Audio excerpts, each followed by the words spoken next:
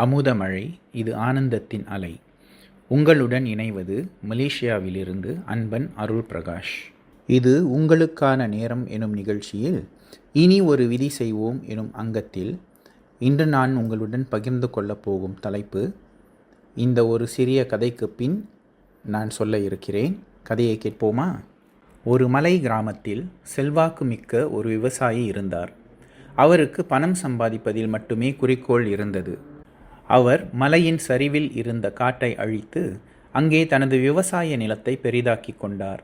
மற்றவர்கள் இதை செய்ய வேண்டாம் என்று எச்சரித்தும் அவர் கேட்கவில்லை. அடுத்த ஆண்டு வரலாறு காணாத கடும் மழை பெய்தது. மலையில் இருந்த மரங்கள் வெட்டப்பட்டதால் மண்ணை இறுக்கி பிடிப்பதற்கு வேர்கள் இல்லை. இதனால் பெரும் மண் சரிவு ஏற்பட்டது. விவசாயியின் நிலங்கள், வீடுகள், கால்நடைகள் அனைத்தும் மண் சரிவில் புதைந்து போயின. கிராமத்தின் பிற பகுதிகளில் மரங்கள் இருந்ததால் பெரிய அளவில் சேதம் ஏற்படவில்லை. எல்லாவற்றையும் இழந்த விவசாயி திகைத்து போனார். அப்போது ஒரு முதியவர் வந்து, "தம்பி, மலைகள் நமக்கு மழை தருகின்றன, ஆறுகளுக்கு நீர் தருகின்றன. அதை காக்கும் பொறுப்பு நமக்கு இருக்கிறது. நாம் பேராசையால் இயற்கையை அழிக்கும் போது அது நம்மை தண்டிப்பதில்லை, ஆனால் அதன் இயற்கையான விளைவுகளை நாம் அனுபவிக்க நேரிடுகிறது" என்றார். விவசாயி தனது தவறை உணர்ந்து மீதி இருந்த மலையில் மீண்டும் மரக்கன்றுகளை நட ஆரம்பித்தார். அன்பர்களே, இக்கதையிலிருந்து நாம் தெரிந்து கொள்வது, இயற்கையின் சமநிலையை நாம் பேண வேண்டும். பேராசையால் இயற்கையை அழித்தால் விளைவுகள் கடுமையாக இருக்கும். எனவே இன்றைய பகிர்வின் தலைப்பு ஏறக்குறைய உங்களுக்கு தெரிந்திருக்கலாம். நான் இன்னும் ஆழமாக கூறுகிறேன். அதாவது இன்றைய தலைப்பு, இயற்கையில் ஆன்மீகம். இயற்கை என்றால் என்ன? இயற்கை என்பது மனிதனின் தலையீடோ அல்லது செயல்பாடுகளோ இல்லாமல் சுயாதீனமாக இருக்கும் இந்த உலகின் அத்தனை அம்சங்களையும் சக்திகளையும் குறிக்கும் ஒரு பரந்த சொல்லாகும். இது 2 முக்கிய பிரிவுகளை உள்ளடக்கியது. முதலாவது, உயிருள்ள கூறுகள். இது தாவரங்கள் மற்றும் விலங்கினங்கள் ஆகியவற்றை குறிக்கிறது. உயிரினங்கள் என்றால் மனிதர்கள் உட்பட அனைத்து விலங்குகள், பறவைகள், பூச்சிகள், மீன்கள், நுண்ணுயிரிகள் போன்றவை. தாவரங்களை எடுத்துக்கொண்டால் மரங்கள், செடிகள், புற்கள், காடுகள் மற்றும் கடலுக்கு அடியில் உள்ள தாவரங்கள். சூழலியல் அமைப்புகள் எடுத்துக்கொண்டால் காடுகள், பாலைவனங்கள், மலைகள், ஆறுகள், கடல்கள் மற்றும் பல்லுயிர் வளம் ஆகியவை இதில் அடங்கும். இரண்டாவது, உயிரற்ற கூறுகள். இது பூமியின் இயற்பியல் உலகையும் விண்வெளியையும் குறிக்கிறது.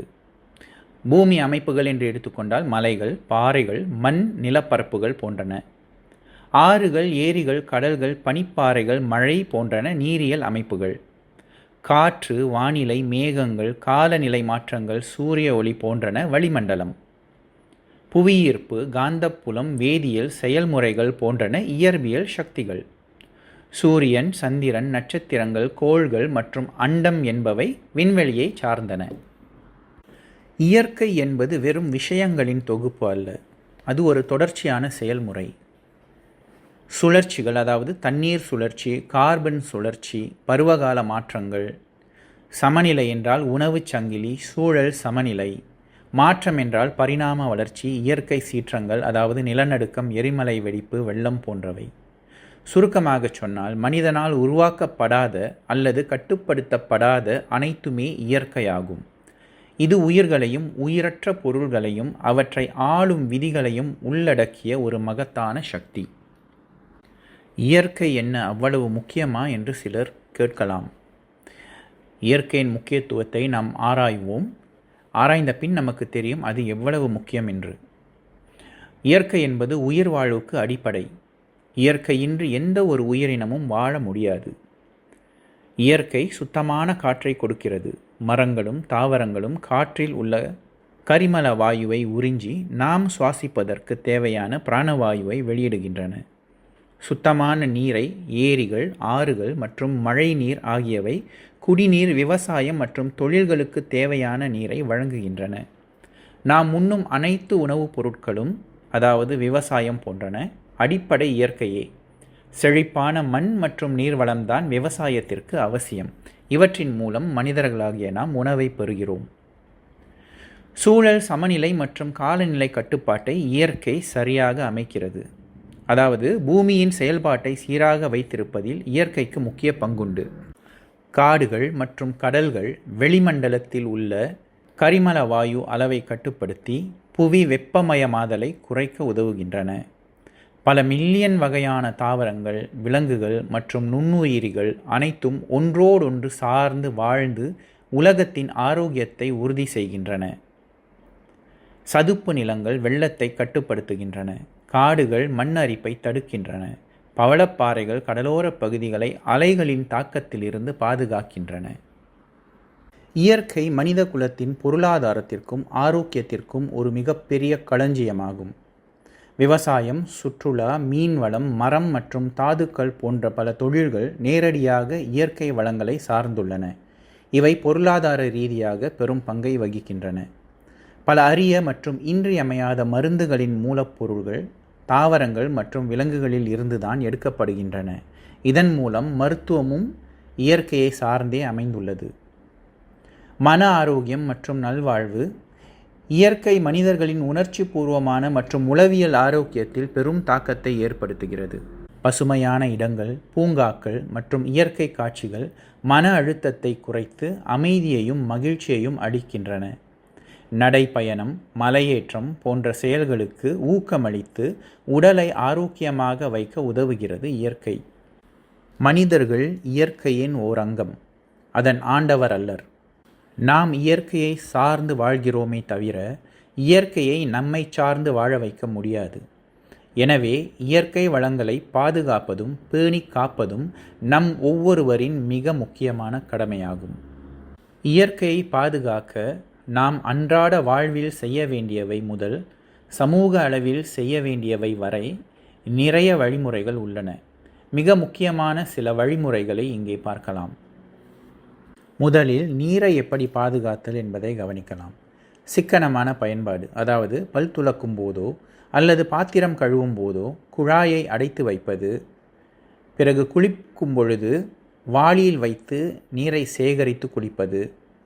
மழைநீர் சேகரிப்பு, வீட்டில் மழைநீர் சேகரிப்பு அமைப்பை நிறுவி நிலத்தடி நீர் மட்டத்தை உயர்த்துவது. அடுத்து கழிவுநீர் மறுசுழற்சி. முடிந்த இடங்களில் சலவை நீர் போன்ற கழிவு நீரை செடிகளுக்கு பயன்படுத்துவது. பின் மரங்கள் மற்றும் பசுமையை வளர்த்தல். முடிந்த இடங்களில் குறிப்பாக வீடுகள் மற்றும் தெருக்களில் பூர்வீக மரக்கன்றுகளை நட்டு பராமரிப்பது. மரங்கள் வேர்கள் மூலம் மண்ணை பிடித்து கொள்வதால் மண் அரிப்பை தடுக்கலாம். சட்டவிரோதமான மரம் வெட்டுதல் மற்றும் வனவிலங்கு வேட்டையை எதிர்ப்பதில் விழிப்புணர்வுடன் இருப்பது. அடுத்து நெகிழி பயன்பாட்டை குறைத்தல். ஒற்றை பயன்பாட்டு நெகிழியை தவிர்த்தல். நெகிழி பைகள், குவளைகள், தண்ணீர் புட்டிகள் போன்றவற்றை தவிர்த்து துணிப்பைகள், சணல் பைகள் மற்றும் மீண்டும் பயன்படுத்தக்கூடிய புட்டிகளை பயன்படுத்துவது. மறுசுழற்சி செய்யக்கூடிய பொருள்களை முறையாக பிரித்து மறுசுழற்சிக்கு அனுப்புவது. அடுத்து மின்சாரம் தேவையில்லாத நேரங்களில் விளக்குகள் மற்றும் மின் சாதனங்களை அணைத்து வைப்பது. முடிந்தால் சூரிய ஆற்றல் மற்றும் காற்றாலை ஆற்றல் போன்ற புதுப்பிக்கத்தக்க ஆற்றல் ஆதாரங்களை பயன்படுத்துவதாக மாற்றுவது. தனிப்பட்ட வாகனங்களை பயன்படுத்துவதை குறைத்து பொது போக்குவரத்து அல்லது சைக்கிளை பயன்படுத்துவது. பின் உணவு கழிவுகளை குறைத்தல், அதாவது தேவைக்கு அதிகமாக உணவை வீணாக்காமல் இருப்பது. பிறகு உள்ளூரில் விளைந்த பருவகால காய்கறிகள் மற்றும் பழங்களை வாங்குவது.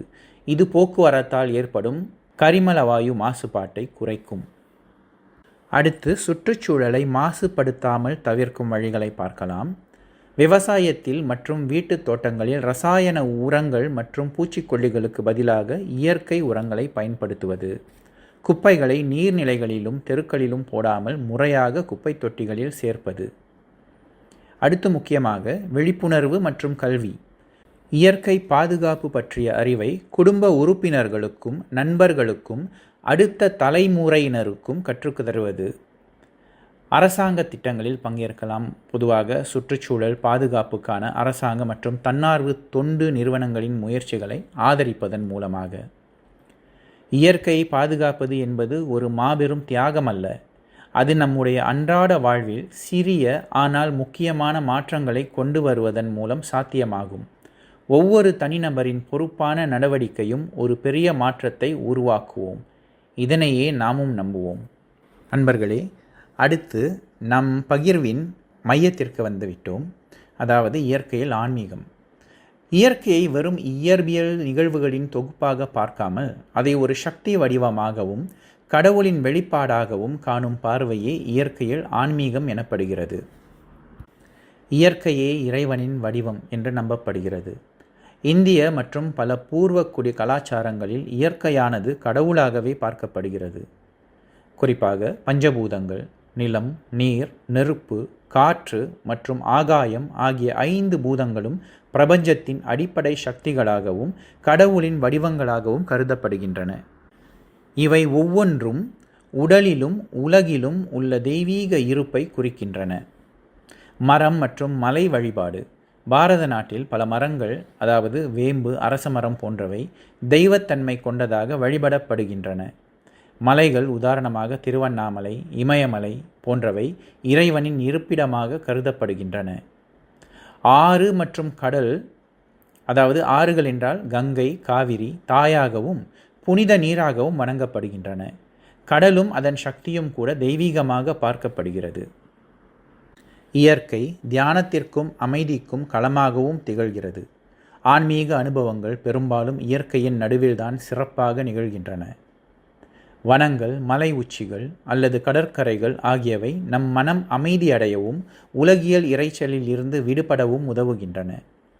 இயற்கையில் இருக்கும்போது நம்முடைய அற்பமான பிரச்சனைகளை கடந்து ஒட்டுமொத்த பிரபஞ்சத்தின் ஒரு சிறிய பகுதியாக நாம் இருப்பதை உணர முடிகிறது. இது அகந்தை குறைந்து பணிவை ஏற்படுத்துகிறது. அடுத்து இயற்கையின் சுழற்சி மற்றும் வாழ்க்கை தத்துவம். இயற்கையின் செயல்பாடுகள் ஆன்மீகத்தின் ஆழமான தத்துவங்களை நமக்கு கற்பிக்கின்றன. பிறப்பு, வளர்ச்சி, மறைவு. ஒரு விதை முளைத்து மரமாகி பின் இலைகளை உதிர்த்து மீண்டும் துளிர்ப்பது ஒரு சுழற்சி. இது மனித வாழ்க்கையின் பிறப்பு, வளர்ச்சி, முதுமை, மரணம் மற்றும் மறுபிறப்பு எனும் தத்துவத்தை ஒத்திருக்கிறது. இயற்கை சமநிலையையும் உண்டு பண்ணுகிறது. அதாவது உணவு சங்கிலி மற்றும் சுழலியல் அமைப்பில் நிலவும் சரியான சமநிலை ஆனது நம் வாழ்க்கையில் பேண வேண்டிய தர்மம் மற்றும் நடுநிலைமையை உணர்த்துகிறது. இயற்கையின் மகத்துவம், அழகு மற்றும் ஒழுங்குமுறை ஆகியவை ஒரு படைப்பாளன் இருப்பதற்கான அல்லது ஒரு மிகப்பெரிய சக்தி இந்த பிரபஞ்சத்தை இயக்குகிறது என்பதற்கான உறுதியான சான்றாக ஆன்மீகவாதிகளால் பார்க்கப்படுகிறது. இப்பொழுது பஞ்சபூதங்களின் தத்துவத்தை சிறிது கண்ணோட்டமிடுவோம். பஞ்சபூதங்கள் என்பவை நிலம், நீர், நெருப்பு, காற்று, ஆகாயம் போன்றவற்றை உள்ளடக்கியது. இந்த 5 பூதங்களின் தனித்தன்மை, அவற்றின் பணி மற்றும் ஆன்மீக ரீதியான தத்துவங்களை இங்கே காணலாம். முதலாவதாக நிலம். நிலம் தொடுதல், சுவை, மனம், பார்த்தல், கேட்டல் போன்ற உணர்வுகளை தூண்டுகிறது. இதன் செயல்பாட்டுத்தன்மை, திடத்தன்மை, உறுதி, பாரம், தாங்கும் சக்தி போன்றன. நிலம் உறுதிப்பாடு, பொறுமை, உலகியல் வாழ்வு மற்றும் அடிப்படை ஆதாரங்களை ஆன்மீக தத்துவ ரீதியாக நமக்கு உணர்த்துகிறது. இரண்டாவது நீர். சுவைத்தல் உணர்வை நீர் நமக்கு கொடுக்கிறது. இதன் தன்மை, திரவத்தன்மை, குளிர்ச்சியோட்டம், இணைக்கும் சக்தி போன்றன. ஆன்மீக தத்துவ ரீதியாக பார்க்க போனால் தகவமைப்பு, பாய்த்தல், உணர்ச்சிகள் மற்றும் உணர்வு நிலையை நீர் குறிக்கும். மூன்றாவது நெருப்பு. நெருப்பு நமக்கு பார்த்தல் உணர்வை தூண்டுகிறது. இதன் செயல்பாட்டுத்தன்மை வெப்பம், ஒளி மற்றும் சக்தி போன்றன. தூய்மை, சக்தி, மாற்றம், ஜீரணம், அறிவு மற்றும் ஞானம் என்பன ஆன்மீக தத்துவ ரீதியாக நெருப்பு நமக்கு உணர்த்துகிறது. அடுத்து வாயு அல்லது காற்று. இது தொடுதல் உணர்வை நமக்கு கொடுக்கிறது. இதன் செயல்பாட்டுத்தன்மை இயக்கம், உலர்தல், பின் நகரும் சக்தி போன்றன. சுதந்திரம், இயக்கம், உயிர் மூச்சு, அதாவது பிராணன் தொடர்பானது, மற்றும் ஆற்றல் இவற்றை நமக்கு ஆத்மீக தத்துவ ரீதியாக காற்று கற்றுக் கொடுக்கிறது. ஐந்தாவதாக ஆகாயம். இது கேட்டல் உணர்வை கொடுக்கிறது. இதன் செயல்பாட்டுத்தன்மை வெற்றிடம், சப்தம், இடம் கொடுக்கும் சக்தி போன்றன. முடிவின்மை, வறுமை, பிரபஞ்ச இணைப்பு மற்றும் நுகர்வு நிலைக்கான இடமாக ஆத்மீக தத்துவ ரீதியாக ஆகாயத்தை நாம் குறிக்கலாம். பஞ்சபூதங்களே பிரபஞ்சத்தின் அடிப்படை கட்டுமான தொகுதிகளாகும். படைப்பின் தொடக்கத்தில் முதலில் ஆகாயம் உருவானது. அதிலிருந்து காற்று, பின் நெருப்பு, அதிலிருந்து நீர், இறுதியாக நிலம் உருவானதாக தத்துவம் கூறுகிறது. ஒவ்வொரு பூதமும் முந்தைய பூதத்திலிருந்து உருவாகி அதனுடைய பண்புகளையும் சேர்த்து கொண்டுள்ளது. உதாரணமாக நெருப்புக்கு ஒளியும் வெப்பமும் உள்ளது மற்றும் காற்றால் மட்டுமே அது இயங்க முடியும். அது காற்றின் குணம். மனித உடலிலும் இந்த 5 பூதங்களின் கலவையே நிறைந்துள்ளது. இந்த பூதங்கள் சமநிலையில் இருக்கும்போது உடல் ஆரோக்கியமாக இருக்கிறது. உதாரணமாக நிலம் எலும்புகள், தசைகள், தோல் போன்ற திடமான பாகங்களை குறிக்கிறது. இரத்தம், நிணநீர் மற்றும் பிற திரவங்கள் நீரை குறிக்கின்றன. உடல் வெப்பநிலை, வளர்சிதை மாற்றம், செரிமானம் மற்றும் கண்களின் பார்வை நெருப்பை குறிக்கின்றது. சுவாசம் அதாவது மூச்சு விடுதல், நரம்பு மண்டலத்தின் இயக்கம், தசை அசைவுகள் போன்றன காற்றை குறிப்பிடுகின்றன. உடலில் உள்ள வெற்றிடங்கள் உதாரணமாக காதுகள், சுவாச பாதைகள் போன்றன ஆகாயத்தை குறிக்கின்றன. ஆன்மீக பயணத்தின் நோக்கம் இந்த பூதங்களால் ஆன உடலின் பற்றுகளை துறந்து இந்த 5 பூதங்களின் வரையறையில் இருந்து விடுபட்டு உண்மையான உயர் உணர்வு நிலையை அடைவதுதான். ஒருவர் இந்த 5 பூதங்களை உணர்ந்து அவற்றை சமநிலையில் வைத்துக்கொள்வதே ஆரோக்கியமான மற்றும் ஆன்மீக வாழ்வின் இரகசியம் என்று இந்திய யோக மரபுகள் நம்புகின்றன. தமிழ்நாட்டில் ஒவ்வொரு பூதத்திற்கும் ஒரு சிறப்புடைய சிவாலயம் உள்ளது. இது பஞ்சபூத ஸ்தலங்கள் எனப்படுகிறது. பஞ்சபூதங்களின் தத்துவம் என்பது நம்முடைய இருப்பின் அடிப்படை மற்றும் பிரபஞ்சத்துடனான நமது தொடர்பை புரிந்து கொள்வதற்கான ஒரு வழியாகும். ஆன்மீகம் என்பது ஒரு அகநிலை அனுபவம். அந்த அக அனுபவத்தை அடையவும் வெளிப்படுத்தவும் இயற்கையானது ஒரு இன்றியமையாத கருவியாகவும் தளமாகவும் விளங்குகிறது. நண்பர்களே, அடுத்து ஆன்மீகத்தில் இயற்கையின் முக்கிய பங்கு என்ன என்பதை கவனிக்கலாம். ஆன்மீகத்தின் முக்கியமான அங்கம் மனதை ஒருமுகப்படுத்துவது மற்றும் தியானிப்பது ஆகும். இயற்கையான சூழலில், அதாவது காடு, மலை, ஆறு போன்ற இடங்களில் அமர்ந்து தியானம் செய்யும்போது சுற்றுப்புற இரைச்சல் குறைந்து மனதை அலைபாய விடாமல் ஒருநிலைப்படுத்த எளிதாகிறது. இயற்கையான சூழலில் உள்ள தூய்மையான சக்தி தியானத்தின் ஆழத்தை அதிகரிக்கிறது. பெரும்பாலான யோகிகளும் ஞானிகளும் இயற்கையின் நடுவில் தங்கள் தவத்தை மேற்கொண்டுள்ளதாக வரலாறுகள் குறிப்பிடுகின்றன. பல ஆன்மீக பார்வைகளில் இயற்கையே கடவுளின் முதல் மற்றும் மிகப்பெரிய வடிவமாக கருதப்படுகிறது. புவியீர்ப்பு, பருவகாலங்கள் மற்றும் பஞ்சபூதங்களின் சரியான சமநிலை ஆகிய இயற்கை விதிகள் ஒரு தெய்வீக ஒழுங்கு இருப்பதை காட்டுகின்றன. இயற்கை ஓர் அழகுடன் செயல்படுகிறது. இதுவே ஆன்மீகத்தின் தர்மம் அல்லது நியதி. மலை, ஆறு, சூரியன் மற்றும் சந்திரன் போன்றவை ஒரு குறிப்பிட்ட சக்தியின் வடிவங்களாக வணங்கப்படுகின்றன. இது சடங்கு ரீதியான வழிபாட்டையும் ஆன்மீக ஈடுபாட்டையும் தூண்டுகிறது. இயற்கையின் சுழற்சியானது ஆன்மீகத்தின் அடிப்படை தத்துவங்களை எளிமையாக விளக்குகிறது. ஒரு பூ மலர்வது, வாடுவது, பின் அழிவது என இயற்கையின் ஒவ்வொரு மாற்றமும் உலகில் எதுவுமே நிரந்தரம் இல்லை, எல்லாமே மாற்றத்திற்கு உட்பட்டவை என்ற உண்மையை உணர்த்துகிறது. இது பற்றுகளை துறக்க ஆன்மீக சாதகருக்கு உதவுகிறது. மரங்கள் இலையுதிர்ந்த பின் மீண்டும் துளிர்ப்பது நம்பிக்கையையும், மரணத்திற்கு பின் ஒரு மறுபிறப்பு அல்லது மறு உருவாக்கம் உள்ளது என்ற ஆன்மீக கருத்தையும் வலுப்படுத்துகிறது. பஞ்சபூதங்களே மனித ஆன்மீக உடலின் கட்டுமான தொகுதிகள். ஆன்மீகத்தில் முன்னேற நாம் இந்த பூதங்களுடன் விழிப்புணர்வுடன் தொடர்பு கொள்ள வேண்டும். உதாரணமாக நீராடுவது உடலை மட்டுமின்றி ஆன்மாவையும் தூய்மைப்படுத்துவதாக நம்பப்படுகிறது. சூரியனை வணங்குவது நெருப்பின் மூலமான உள்வொளியை தூண்டுகிறது. இந்த பூதங்களை சமநிலைப்படுத்துவதன் மூலம் நாம் நம்முடைய சக்கரங்களை தூண்டி ஆன்மீக சக்தியை அதிகரிக்க முடியும். பிரம்மாண்டமான இயற்கையின் முன் நிற்கும் போது மனிதனின் அகந்தை குறைகிறது. உதாரணமாக இமயமலை, பரந்த பெருங்கடல் அல்லது வானத்தின் முடிவில்லா நட்சத்திரங்களை பார்க்கும்போது நாம் ஒரு அற்பமான அங்கம் என்பதை உணர்கிறோம். இந்த வினயம் பக்தி உணர்வை தூண்டி கடவுளிடம் சரணடைய உதவுகிறது. இது எவ்வளவு பெரிய அற்புதம் அல்லவா? இயற்கை என்பது ஆன்மீகத்திற்கான பாட புத்தகம், வழிபாட்டுக்கான ஆலயம் மற்றும் தியானத்திற்கான அமைதியான இருப்பிடமாகும். இயற்கையை மதிப்பது அதன் மூலம் பிரபஞ்சத்தையும் அதன் படைப்பாளரையும் மதிப்பதற்கு சமம். ஆன்மீகத்தின் பார்வையில் இயற்கையும் ஆண்டவனும் தனித்தனியானவை அல்ல. அவை ஒன்றோடொன்று பிரிக்க முடியாதபடி இணைந்தவை, அல்லது இன்னும் ஆழமாக சொல்லப்போனால் இரண்டும் ஒன்றே. இந்த ஒருமைப்பாட்டை விளக்கும் 3 முக்கிய கோட்பாடுகள் இங்கே. முதலாவதாக, பிரபஞ்சமே இறைவனின் வெளிப்பாடு. பல தத்துவங்கள், குறிப்பாக இந்து மதத்தின் அத்வைத வேதாந்தம், இயற்கையை ஆண்டவனின் வெளிப்பாடாக பார்க்கின்றன. இறைவன் ஒரு குறிப்பிட்ட இடத்தில், உதாரணமாக கோவிலில் அல்லது வைகுண்டத்தில் மட்டும் இல்லை. அவர் எங்கும் நிறைந்தவர். இயற்கையின் ஒவ்வொரு அணுவிலும், ஒவ்வொரு மரத்திலும், ஒவ்வொரு உயிரினத்திலும் அவரே இருக்கிறார். இயற்கையே கடவுளால் படைக்கப்பட்டது மட்டுமல்ல, அது கடவுளேதான். இயற்கை என்பது இறைவனின் சக்தியாகவும் பார்க்கப்படுகிறது. ஆண் பெண் வடிவ வழிபாடுகளில் சக்தி, அதாவது இயற்கை, சிவனுடனோ அல்லது விஷ்ணுவுடனோ இணைந்தே பார்க்கப்படுகிறது. இயற்கை இல்லாமல் இறைவனின் படைப்புச் செயல் நடைபெற முடியாது.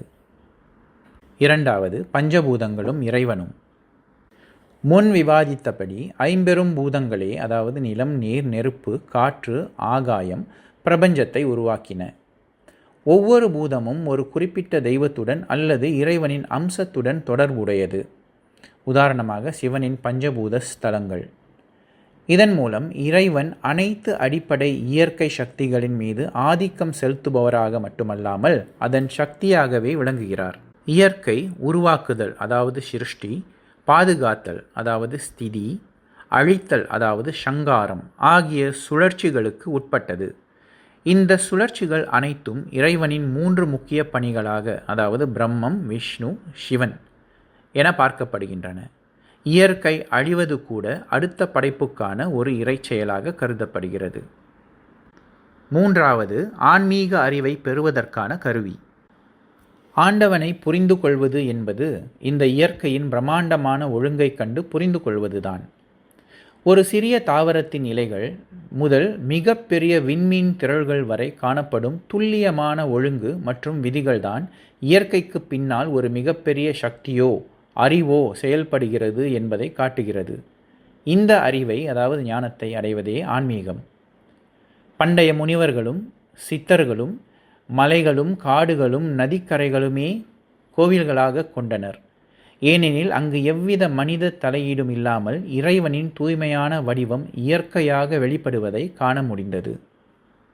இயற்கை என்பது ஆண்டவன் படைத்த ஒரு திறந்த வெளி அல்ல. அது ஆண்டவனே தன்னை வெளிப்படுத்தி கொண்ட ஒரு ஓவியம். இயற்கையை காப்பது என்பது ஆண்டவனை காப்பதற்கு சமம். இயற்கையை தூய்மைப்படுத்துவதும் அதற்கு மரியாதை கொடுப்பதும் இறைவனுக்கு செய்யும் மிக உயர்ந்த வழிபாடாகும். இயற்கை என்பது மனிதன் வாழ்வதற்கான தளத்தை மட்டும் கொடுப்பதில்லை, மனிதனின் உடலையும் மனதையும் உருவாக்குகிறது. மனித உடல் பஞ்சபூதங்களால் ஆனது. உயர் மூச்சான காற்று, உடலின் உறுதியான பகுதியான நிலம், திரவங்களான நீர், வெப்பமான நெருப்பு மற்றும் வெற்றிடமான ஆகாயம் ஆகியவை இயற்கையிலிருந்து பெறப்பட்டவையே. இந்த இணைப்பு அறுபடும் போது மனிதனின் உடல் இயக்கம் நின்று போகிறது. மனிதனின் உணவு, நீர், பிராணவாயு ஆகியவை இயற்கையிலிருந்து மட்டுமே பெறப்படுகின்றன. ஓர் ஆரோக்கியமான இயற்கை சூழலில்தான் ஆரோக்கியமான மனிதன் வாழ முடியும். நவீன வாழ்க்கை முறையில் மனிதன் இயற்கையிலிருந்து விலகி ஸ்தூலமான காடுகளுக்குள் வாழ ஆரம்பித்து விட்டான். இந்த விலகல் காரணமாகவே சுற்றுச்சூழல் மாசுபாடு, மன அழுத்தம் மற்றும் உடல் நலப் பிரச்சினை பெருகுகின்றன. அன்பர்களே, இப்பகிர்வின் இறுதி அங்கத்தை தொடுகிறோம். ஆன்மீகம் என்பது தான் யார், தான் எங்கிருந்து வந்தோம், இந்த பிரபஞ்சத்தில் தனக்கான பங்கு என்ன என்பதை கண்டறியும் தேடலாகும். இயற்கை இந்த தேடலுக்கு பெரிதும் உதவுகிறது. தியானம் மற்றும் ஞானம் பெறுதல் போன்ற ஆன்மீக முயற்சிகளுக்கு இரைச்சல் இல்லாத அமைதியான இயற்கை சூழல்களே உகந்ததாக இருக்கின்றன. ஏனெனில் மனிதனால் உருவாக்கப்பட்டவற்றை விட இயற்கையில் சக்தி அதிர்வுகள் தூய்மையாக இருப்பதாக நம்பப்படுகிறது. திருவாசகம், ஆழ்வார்கள் பாசுரங்கள் போன்ற பக்தி இலக்கியங்களில் இறைவன் இயற்கையின் வடிவங்களாகவே போற்றப்படுகிறார். இயற்கையை வணங்குவதன் மூலம் ஆண்டவனை அடைய முடியும் என்ற தத்துவம் நிலைநாட்டப்படுகிறது. இயற்கையின் சுழற்சிகளான பிறப்பு, வளர்ச்சி, இறப்பு மற்றும் மறுபிறப்பு ஆகியவை மனித ஆன்மாவும் அழிவற்றது என்ற ஆன்மீக தத்துவத்தை உறுதி செய்கின்றன. இயற்கையின் மகத்துவத்தின் முன் மனிதனின் அகந்தை குறைகிறது. இந்த வினயம்தான் நான் என்ற எண்ணத்தை கடந்து அனைத்திலும் நிறைந்திருக்கும் பிரம்மத்துடன் இணைவதற்கு உதவுகிறது. அடுத்து மனிதன், இயற்கை மற்றும் ஆன்மீகத்தின் ஒருமைப்பாட்டை சிறிது காணலாம். இந்த மூன்றின் முழுமையான ஆய்வில் இவை ஒன்றோடொன்று பிரிக்க முடியாதவை என்பது புலப்படுகிறது. இந்த ஆய்வில் மனிதனை 3 அம்சங்களாக பிரிக்கலாம். முதலாவது அம்சம் மனிதன் பற்றுடையவன், அதாவது மனிதன் இயற்கையை வெறும் பயன்பாட்டு பொருளாக பார்க்கிறான்.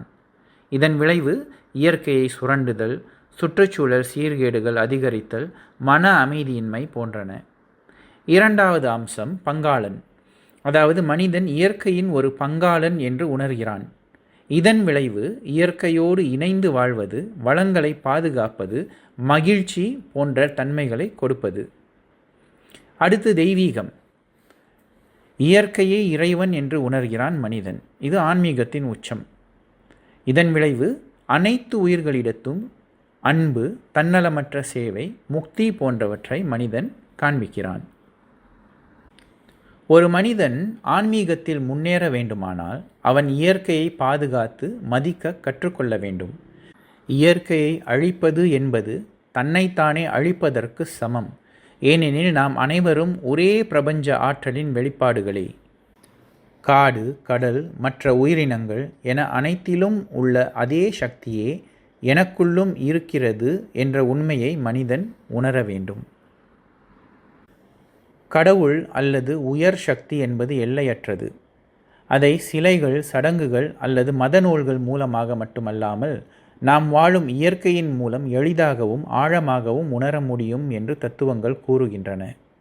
இயற்கையே கடவுளின் முதல் மற்றும் மிகப்பெரிய வெளிப்பாடு. கடவுள் எங்கும் நிறைந்தவர். ஓர் சிலை அல்லது கட்டிடத்தில் மட்டும் அவர் இல்லை. இந்த சர்வ வியாபகத் தன்மையை சூரிய ஒளி, காற்று, ஓடும் நதி என நாம் காணும் இயற்கையின் ஒவ்வொரு அம்சத்திலும் உணர்ந்தறிய முடியும். ஒரு விதை முளைத்து மரமாகி பின் உதிர்ந்து மண்ணோடு மண்ணாகும் சுழற்சி, பிரபஞ்சத்தில் நடக்கும் படைப்பு, காத்தல் மற்றும் அழித்தல் ஆகிய இறை செயல்களின் நேரடி சாட்சியங்களாக இருக்கின்றன. இந்த முடிவற்ற சுழற்சியை பார்க்கும்போது ஓர் உயர்ந்த சக்தி செயல்படுவதை நாம் உணர முடியும். இயற்கையில் காணப்படும் சரியான அமைப்பு மற்றும் கட்டுப்பாடு கடவுளின் இருப்பை காட்டுகிறது. பூமி சரியாக சூரியனை சுற்றி வருவது, பருவ காலங்கள் சரியாக மாறுவது, ஒவ்வொரு உயிருக்கும் ஓர் உணவுச் சங்கிலி இருப்பது போன்ற இயற்கையின் துல்லியமான மற்றும் பிரம்மாண்டமான ஒழுங்கில் ஒரு பெரும் அறிவாற்றல் செயல்படுவதை உணர முடிகிறது. பூமி, கடல், விண்மீன்கள் ஆகியவற்றின் மகத்துவம் மற்றும் அவற்றின் இணையில்லாத அழகை காணும்போது நம் மனம் தாழ்ந்து ஒரு மிகப்பெரிய சக்தி அல்லது அழகியலை உருவாக்கியவன் இருக்கிறான் என்ற உணர்வு இயல்பாகவே எழுகிறது. இயற்கை நம் மனதை அமைதிப்படுத்துவதன் மூலம் கடவுளை உணர உதவுகிறது. ஓர் அமைதியான நதிக்கரை அல்லது அடர்ந்த வனத்தில் இருக்கும்போது அன்றாட சலசலப்புகள் மறைந்து மனம் அமைதி நிலைக்கு செல்கிறது. அந்த அமைதியில்தான் நம்முள் இருக்கும் ஆன்மீக ஒளியையும் உலகத்துடன் நாம் கொண்டிருக்கும் ஆழமான தொடர்பையும் உணர முடியும். ஒரு மலை உச்சியில் நின்று கீழ்நோக்கி பார்க்கும்போது நாம் எவ்வளவு சிறியவர்கள் என்பதை உணர்கிறோம். இந்த சிறுமை உணர்வு மனிதனின் அகந்தையை குறைத்து உயர் சக்தியின் முன் சரணாகதி அடையும் உணர்வை அதிகரிக்கிறது. அன்பர்களே, இயற்கையின் பிரம்மாண்டமான அழகிலும் அதன் அமைதியான ஒழுங்கிலும் அதன் மகத்துவத்திலும் கடவுள் தன்னை வெளிப்படுத்துகிறார். இயற்கையோடு நம்மை இணைத்து கொள்ளும்போது கடவுளுடன் நாம் ஒருமைப்பாடு அடைகிறோம். அன்பர்களே, இவ்வளவு நேரம் இப்பகிர்வை அமைதியாக கேட்ட உங்களுக்கும் மற்றவர்களுக்கும் நன்றியை கூறிக்கொண்டு என்னுடைய இந்த பகிர்வை ஒரு நிறைவுக்கு கொண்டு வருகிறேன். மீண்டும் அடுத்த நிகழ்ச்சியில் உங்களை சந்திக்கும் வரை உங்களுக்கு அன்பு வணக்கம் கூறி விடைபெறுவது அன்பன் அருள் பிரகாஷ்.